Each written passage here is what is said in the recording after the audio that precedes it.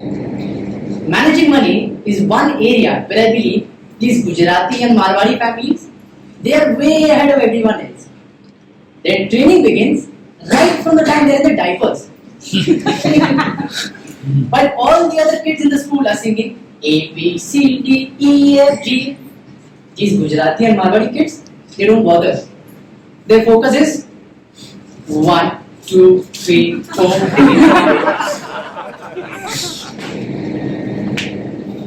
Raise your hand if you know exactly how much you earn every month.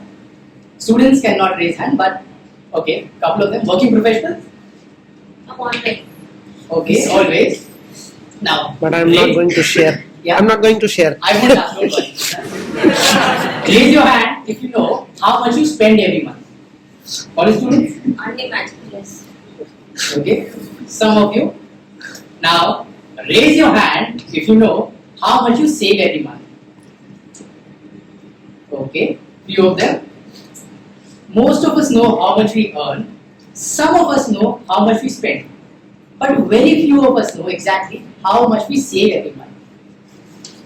Money is a very familiar topic.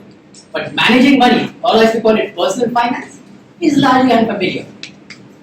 If we only focus on earning and not on savings, do you ever think we'll be able to become rich? Good afternoon, Madam Toastmaster, fellow Toastmasters, and my dear guests. Managing money is one area where I believe these Gujarati and Marwari families, they are way ahead of everyone else. Their training begins right from the time they're in the diapers. While all the other kids in the school are singing A, B, C, D, E, F, G, these Gujarati and Marwari kids, they don't bother. Their focus is 1, 2, 3, 4. I grew up in a Gujarati family. And my journey, okay, you can laugh if you want. My journey with savings began right from the early age of 8, when my father started giving me a pocket money, 50 rupees every day.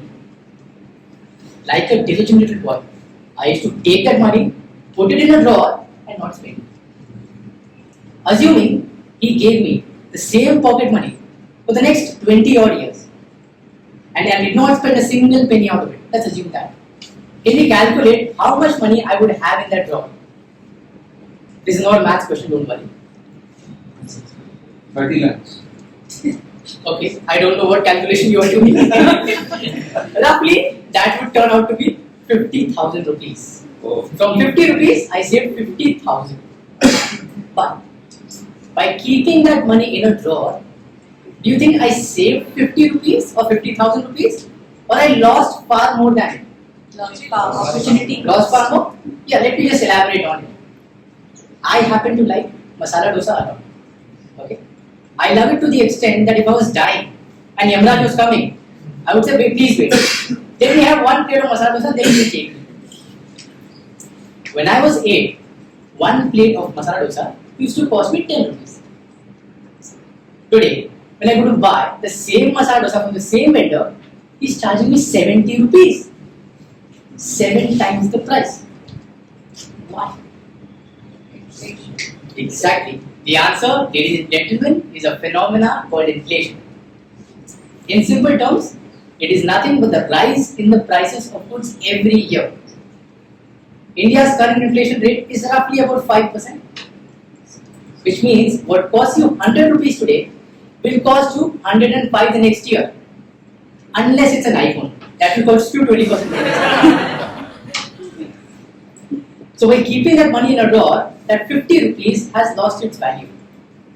Earlier, it could buy me 5 masala dosas. Today, it can't even buy me 1. I panicked and struggled how to beat this inflation. I asked my Marwari friend what to do. And he said, put it in a bank account. So I went to the bank, told the manager, please open an account for me. And he said, you get 3% interest rate. 3%? But inflation is 5%. How do I beat it? And then he said those 2 magical letters that all in our uncles love. FD. He said, you can open a fixed deposit with us and you'll get 6% interest rate. I said, okay, let's open it. And just when I was about to leave, he said, sir, listen. The interest that you earn, you'll have to pay tax on it. Why? I'm getting my salary, I'm paying tax on it. If I buy a packet of chips, the government is getting GST on it. Now if I keep my money in the bank, again the government is eating the interest. What to do? After spending countless hours on the internet, I finally found the answer. In chapter 14 of a class 8 mathematics book. The answer is compound interest. Let me tell you a basic difference. I'm sure all of us have studied compound interest. But in simple interest, you earn the interest only on the principal amount. In compound interest, you earn it on the principal as well as all the interest that you earned previous to that. Now to just magnify the difference, let's say Toastmaster Abhinav and Toastmaster Bhavika, both of them invest their 50,000 rupees. Toastmaster Abhinav puts it in a simple interest scheme for 10%. And Toastmaster Bhavika puts it in a 10% interest scheme for compound interest. By the time both of them retire, Toastmaster Abhinav will have one BMW car. And Toastmaster Bhavika will have one BMW car for each day of the week. That is the difference. But there's a reason why I'm telling this here, because you can get this compound interest a lot of other places. There are bonds, there are stocks, there are mutual funds, there are gold, and if you're risky and willing to lose your money, then crypto as well.